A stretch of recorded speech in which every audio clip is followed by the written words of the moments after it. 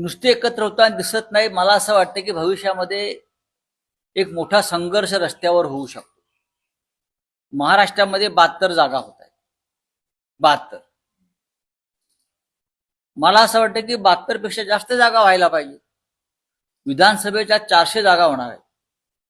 आता या 400 जागांसाठी नवीन विधान भवन अजून बांधलेलं नाही.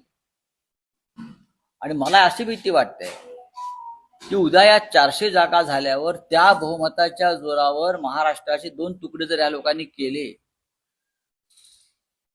त्याची तयारी आहे का? आता 400 जागा, 400 विधानसभा सदस्य या क्षणी मुंबईच्या विधान भवनात त्यांना बसायला जागा नाही. मग आम्ही विदर्भात नागपूरला बसतो, तुमचे तुम्ही मुंबईत बसा.